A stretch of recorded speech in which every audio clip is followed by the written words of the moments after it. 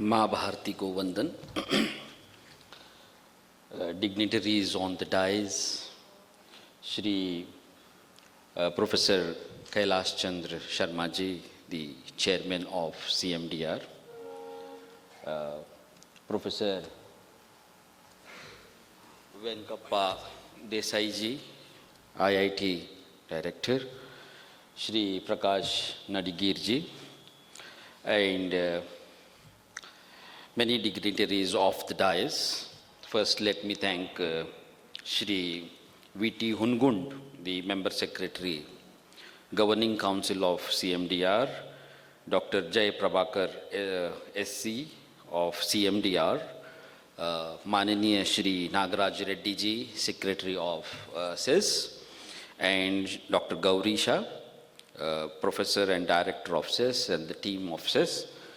Both the Center of Multidisciplinary CMDR and the Center for Educational and Social Studies for organizing this national conference, of a two-day conference. And let me also be very open to you that it's only because of the chief guest, Dr. J.K. Bajaj, the chairman ICHR, he is not feeling well, and hence I am just filling up his position over here today.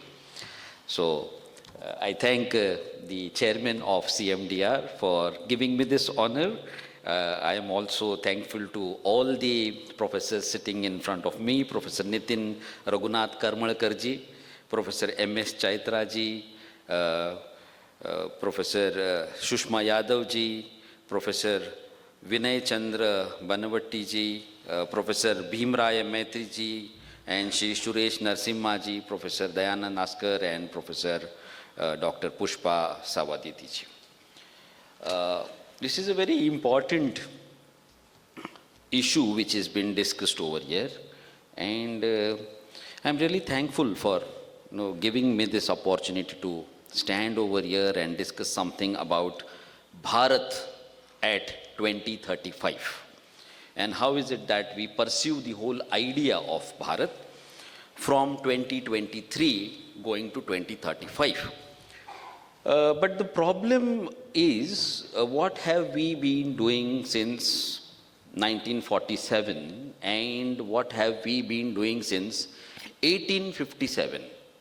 1857, when it's been said that the first modern universities were being given to the Indians, the first three universities which were being given by the colonial powers to us, Mumbai, Chennai, and Kolkata. And how cloning of knowledge system was being done. And whatever knowledge systems we are being engaging, whether it is physical science, whether it is social science, whether it is applied science, we have been cloned all these years. And we should be very thankful to Mananiya Pant Pradhan ji, Shri Narendra Modi ji, for bringing this robust policy of implementation of the new education policy. Now, we are being juggling in this empirical kind of understanding of knowledge and epistemical kind of understanding of knowledge, very, very cloned with a very colonial kind of a mindset. And as it has been said earlier when I was being introduced from the dais, a person engaging multidisciplinary as well as holistic. Now, how can you be multidisciplinary and holistic at the same time is a question. The Indian knowledge system in itself is holistic. It is not classified. It is not categorized. There are various Indian knowledge systems, whether it is the Vedic knowledge system, whether it is the Upanishadic knowledge system, whether it is the Shramanic knowledge system, or whether there are various kinds of knowledge systems which have been given to us that these are nothing but religious movements, sentiments, spiritual movements, and nothing else. That all our rishis were not fit to be scientists, and they were engaging themselves only with religious pujas and archas. No, that is not the way it has to be looked. Because when East was the world, India was its core. As the great universities like Takshashila, Gandhara and Nalanda are being pronounced from the dais over here, the whole agenda of education system was being set by the Indians. And the Indian knowledge system attracted the ancient classical world as well as the medieval world. And until and unless we don't try to find out the thread and the fabric, understand the fabric of it, we will not be able to perch ourselves with the new knowledge education system into 2035. We have to be very pinpointed. What are our universities going to do and what have our universities achieved? Our universities have been nothing than producing degrees. Why do I go to an university? I want a degree. After getting a degree, have I engaged myself as an alumni with the educational institution from where I have got knowledge? No, I have not been able to engage myself. So there is a distancing between the public and the educational institution. How are we going to bridge that gap is the question. Are we going to bridge that gap with the new education policy? Yes, the new education policy is setting standards for bridging this kind of a gap. And each and every person, the hoi polloi over there, the farmer over there, the peasant over there, the skilled craftsman over there, sitting far away, should feel that something about me, something about my skill is there in the curricula. If it is not there in the curricula, then that curricula doesn't mean anything to the whole society. The ambit will get disturbed. And that is exactly what we want. There is a skill in a cobbler. There is a skill in a carpenter. There is a skill in an goldsmith, a blacksmith, whoever it is. How that skill can be brought forward, how that traditional knowledge system can be incorporated within the new system which we are developing is the question. Now we say knowledge, knowledge, knowledge, intellect, intellect. And what is the Indian knowledge system? We don't know. Knowledge system is there. But understanding the Indian knowledge system is about understanding darshana, then understanding jnana, then understanding vidya. All three incorporated holistically. That is darshana, jnana, vidya. What is darshan? Darshan is point of view. Without a point of view, you cannot start a shastrarth. To have a shastrarth, to have a debate, you need to have a point of view. And when that point of view is being discussed at large from different angles, understanding the Bahyamurta Swarup, Antarmukha Swarup, you will not be able to settle on something. And when you settle on something, it becomes jnana, knowledge, jnana. And that jnana has to be taken to the masses. And when you take that kind of a jnana to the masses, it is known as vidya. And that vidya is pedagogy, in which we all are engaging ourselves. Pedagogy. But how creation of knowledge has to be done? With a colonial kind of an onslaught within us, we will not be able to carry. The Indian knowledge system goes with the Indian context of understanding the various Indian languages. How many languages are spoken in Bharata? If I ask somebody what is Jambudvipe, it's very difficult for people to tell what is Jambudvipe. Jambudvipe is a word which comes across within all our texts. All texts talk about Jambudvipe, a land where you get water apples. It is a very geographic kind of an definition of Bharatvarsha or the Khand which is known as Bharatvarsha. And within that Khand, there are so many different kinds of languages. It's not about Kalyana Karnataka. It is about Kalyana Bharata. Bharata Lokatantrasya Janani. The discourse has to be set by each and every Bharatiya. It's not about understanding or trying to classify ourselves into regions and separatist tendencies which have been given to us by the knowledge system since last 65 years. The colonial knowledge has told us how we are indifferent to each other. And that indifference has created separatist tendencies within us. Because we have been given an idea of understanding each other with a geopolitical kind of version. Rather, we should try to understand ourselves with a geocultural kind of an pedagogy. If you try to understand yourself within a geocultural ambit, you will not have that kind of feeling that how I am completely indifferent from each other. That is where we have to take Bharat. At 2035, there should be no differences. And multidisciplinary centers should grow into an holistic kind. At ICHR, we are breathing the same thing. What ICHR is doing right now, that is the apex body of Indian history, we have started to create a digital library on vernacular sources for Indian history and culture.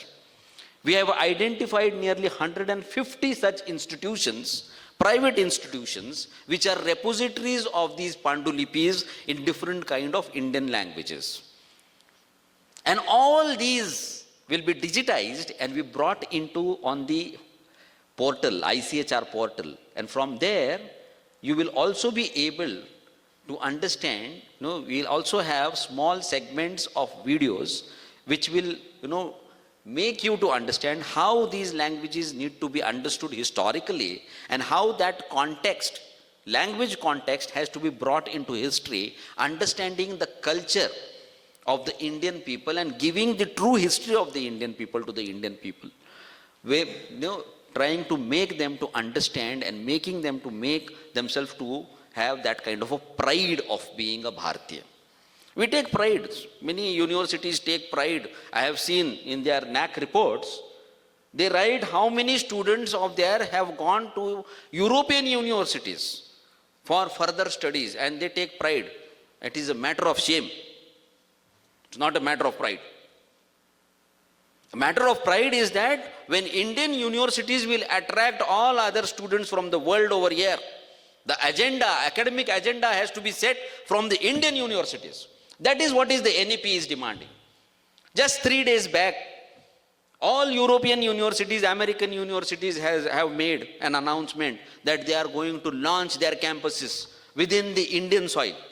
Again, they don't want the Indian universities to have that share, academic share, intellectual share. They want to promote their own agendas, and that is a huge business for them. Education is a business for them. Education has never been a business for Indian universities. We always believed in the Guru Shishya Parampara. Jnanarjan is a pavitra karma for us, a very pious deed for us. So it is high time to understand our own academics, our own pedagogies, our own culture, our own scientific temperament, and within that scientific temperament which has gone across by understanding our own languages. We have become handicapped. I have become handicapped. I have to talk from this forum in an English language. This is what the colonial knowledge has done to me. If it would have not been here in India, my father used to speak 10 languages, but I am unable to speak more than 4 languages. Means we have reduced ourselves. Sitting over here, you will not be able to read any medieval Kannada text. As you can read the modern Kannada very fluently, you will not be able to understand, because modern Kannada or modern Marathi or modern Hindi has become very lucid. That is what we have lost, and that is what we need to engage ourselves again. And hence this conference should take us to that kind of an holistic approach, which will make us proud and make the world understand that how India has contributed. It's not only about India giving zero to the world. India has contributed so many other things to the world. Not only zero. Just don't tell us that. We have contributed everything from astrophysics to astronomy to astrology to mathematics to geology to geometry to metallurgy. Everything has been contributed by the Indian people because it has gone from India. Knowledge has emancipated from the Indian continent into the East and the West. What happened in the middle is that when the people came, it's not about the religion, it is about the tendency which came. It not only shattered the temples, but it shattered the libraries. And the temples were not only places of religious activity.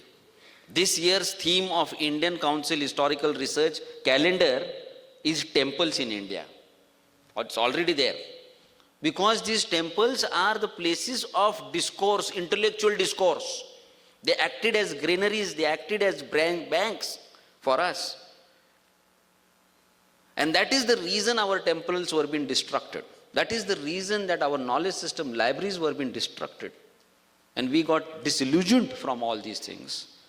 And within that, we were being given a different kind of a knowledge system.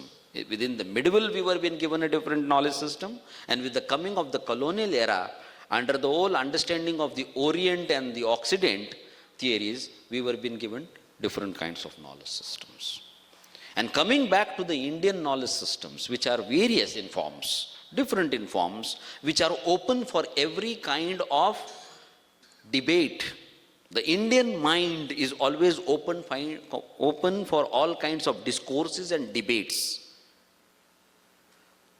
The Western mind is not open for debates and discourses. That is the difference which you need to understand. And that is why we have been able to, contribute to the world continuously. And this should be kept up within such kind of conferences. We should not see to it that mathematics and IIT and history and geology and geometry are indifferent to each other. ICHR is working on huge projects. We are working on a project which is known as History of Science and Technology, and that project is in collaboration with ISRO, wherein 50 scientists from ISRO will be contributing academically in writing the history and science and technology, history of science and technology, and the remaining pool will be from the School of Social Sciences across. So today, another important thing, announcement which I would like to make with the permission of the chairman of CMDR is that ICHR has come forward to sign an memorandum of understanding with CMDR. And within that, we would like to work in close proximity for academic exchange. And I would welcome all the staff members and the project leaders, managers, and all the research scholars within CMDR to kindly, join ICHR in its various projects on economic history of India, comprehensive history of India, history of science and technology, and Ayurveda as art of living. So these are our certain very major projects, and the digital library creation also is a huge project. At the same time, I am also very much impressed with the Center for Educational and Social Studies, and we are looking forward that we would also, ICHR would like to join with you to work very closely, because I have interacted personally with a small team in Chanakya University, and it's a very vibrant team, which actually puts forward this kind of an idea where all kinds of Indian knowledge systems will be revisited, and these Indian knowledge systems will now become a part of our episteme as well as our pedagogy within the national curricula. And that we should not only discuss everything that is what is related to higher education, but we should see to it that whatever is been discussed within the ambit of such kind of conferences, seminars and symposias, it should percolate down at the school level, because the number of students within the school level education are far, far more higher than the people who are engaging themselves at the higher education. So we should see to it that everything percolates down. The last thing which I would like to say over here is that on 26th of January, ICHR is going to, हम समर्पित करने वाले हैं एक exhibition को, and that exhibition is all about all the Indian dynasties of the medieval India, how they have significantly contributed to the empowerment of the society. And all these dynasties, Indian dynasties, will be showcased in 50 panels. And all these 50 panels will be visiting various schools across India, and this will also be shared on the virtual platform. So I thank you all again for hearing me out very patiently, giving me this honor to be amongst you. There are so many senior personalities sitting in front of me, and I am really, really thankful to all of you, one and all, for extending this opportunity and honor to me. Thank you very much. Namaskar.